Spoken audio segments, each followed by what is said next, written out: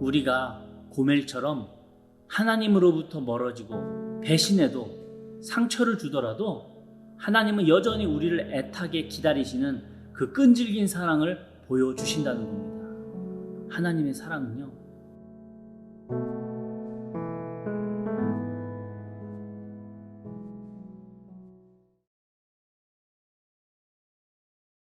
할렐루야. 한 주간도 평안하셨는지요? 날씨가 오락가락하는 가운데 있는데 우리 성도님들 항상 건강하시기를 바라겠습니다. 오늘은 호세아 선지자에 대해서 우리가 함께 공부를 해보고자 합니다. 이 호세아라고 하는 이름의 뜻은 구원이라고 하는 의미입니다. 우리가 죄 중에서도 헤매일 때 하나님께서 어떻게 우리를 구원하시는지 이 호세아의 삶을 통해서 보여주시겠다라고 하는 하나님의 의도가 숨겨져 있는 이름입니다. 이 호세아는 아모스 선지자 다음으로 북이스라엘에서 활동했었던 선지자였습니다.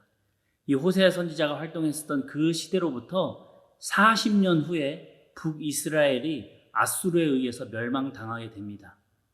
이렇게 심판의 날이 점점 다가오고 있었지만 북이스라엘 사람들은 전혀 모른 채 도덕적으로, 윤리적으로 부패하고 신앙적으로도 하나님과 점점 멀어지는, 영적으로 우상을 섬기며 하나님을 외면하는 삶을 이 이스라엘 사람들이 살았습니다.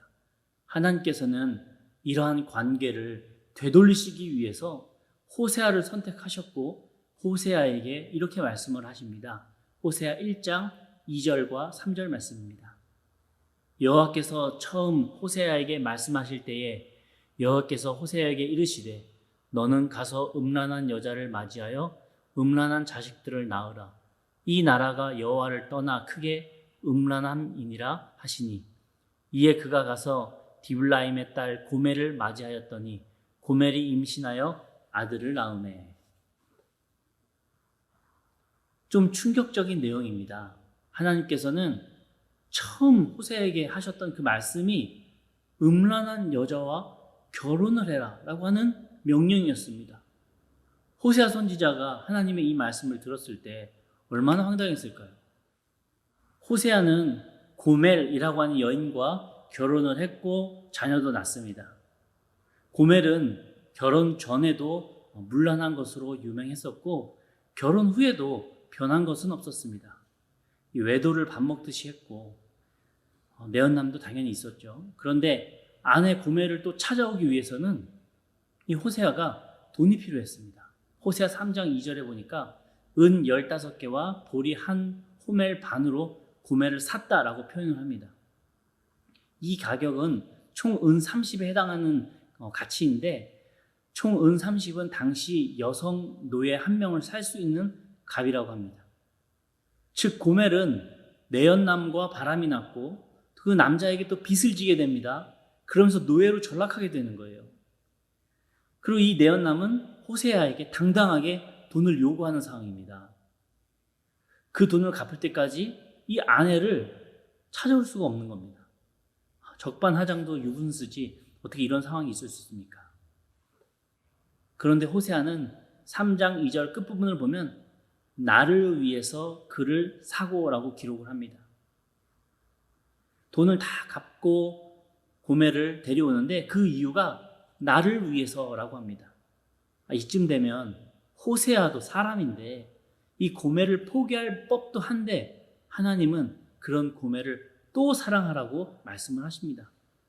호세아 3장 1절에 이렇게 기록을 하고 있습니다. 여호와께서 내게 이르시되 이스라엘의 자손이 다른 신을 섬기고 건포도 과자를 즐길지라도 여호와가 그를 사랑하나니 너는 또 가서 타인의 사랑을 받아 음녀가 된 그 여자를 사랑하라 하시기로. 그런데 이 본문에서의 건포도 과자는 우상에게 바쳐졌던 제물에 쓰였던 과자를 의미합니다. 톡 쏘는 맛이 있어서 별미였던 건포도 과자라고 할지라도 우상에게 바쳐졌던 제사 물건이라면 아무리 별미라고 할지라도 절대 먹지 말라 하나님께서 말씀하시는 거죠. 그러나 이스라엘 자손들은 상관하지 않고 다 먹었다는 겁니다. 하나님께서 금지하실수록 이스라엘 백성들은 더 죄를 지으면서 그 톡 쏘는 별미와도 같은 죄의 짜릿함을 즐겼다고 하는 비유를 주님께서 말씀하고 계시는 겁니다. 죄의 맛에 길들여진 거죠. 그러나 건포도 과자 맛처럼 별미라고 생각했었던 그런 죄의 끝은 허무하고 후회만 남습니다. 이스라엘 백성들이 놓지 못했던 그 우상의 끈이 결국에는 이스라엘 백성이 멸망하고 나라를 잃어버리는 실마리가 되었습니다. 3달 전까지 저는 일본에 있었는데요. 일본 매체를 통해서 그들의 문화를 보면 죄의 유혹에 매료되고 결국 무책임한 선택을 하고 결론 역시도 그냥 허무하게 끝나는 것을 아름답다라고 표현하는 것을 보게 됩니다. 어쩔 수 없었던 자연스러운 것이라고 표현할 때가 많이 있더라고요. 그 모습을 보면서 일본이니까 그럴 수도 있겠다 그러려니 했습니다. 기독교가 1%도 전해지지 못한 그런 나라니까요. 그리고 7년여 만에 한국으로 돌아와서 한국 매체를 접했는데 깜짝 놀랐습니다. 일본과 비슷한 표현을 하고 있는 것을 느꼈기 때문입니다. 한국도 일본과 비슷한 문화의 전철을 점점 밟고 가고 있는 게 아닌가라고 하는 걱정이 들더라고요. 문화가 결국에는 삶에 그대로 반영되기 때문입니다.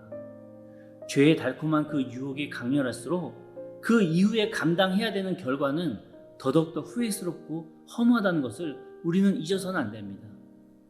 고멜이 했었던 그 실수를 우리가 반복해서도 안 될 것이고 우리나라의 문화 역시 그러한 문화로 흘러가서도 안 될 것입니다. 그렇다면 누구부터 이런 죄를 경계하고 멀리해야 될까요? 바로 나부터입니다. 너부터가 아니라 나부터 몸소 실천할 때 파급력이 생기게 되는 것이고 효과가 있을 수 있는 겁니다.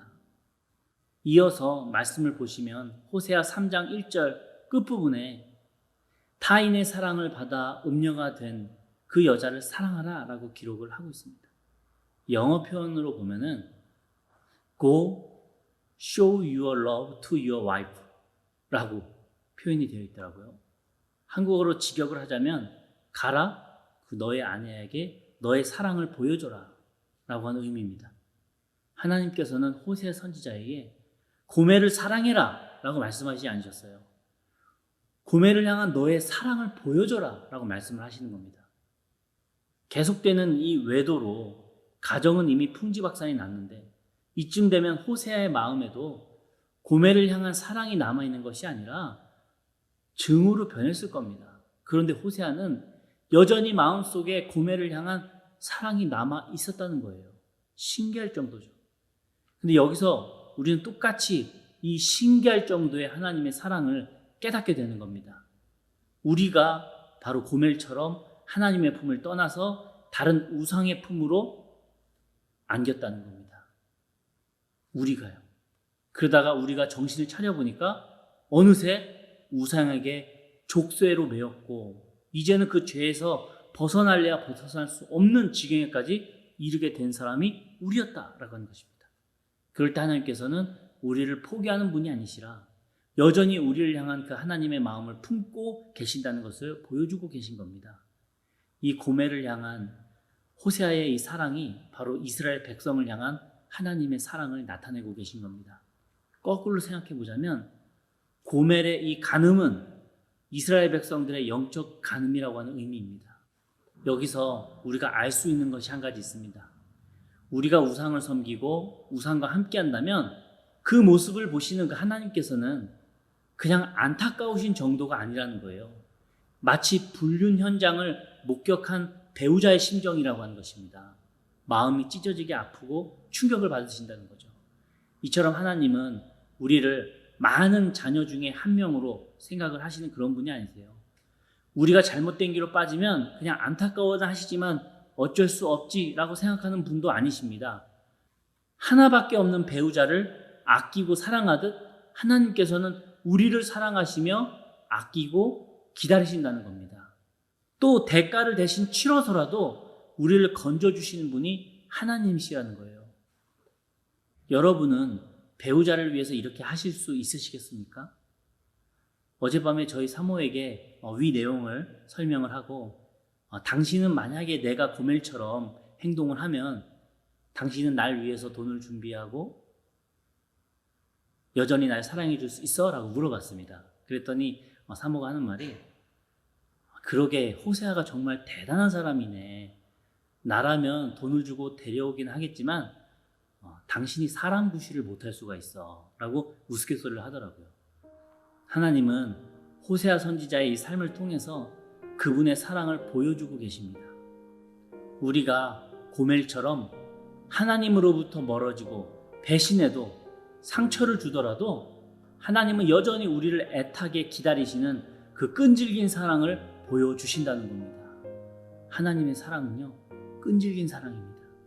우리가 그 하나님께로 돌아가기 전까지 하나님은 절대로 포기하지 않으시는 분이라고 하는 겁니다.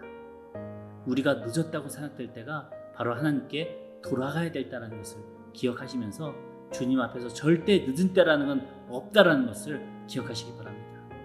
언제나 해바라기처럼 우리를 바라보고 계셨던 그 하나님을 찾고 붙잡는 우리 성도님들 되시기를 항상 기도하겠습니다.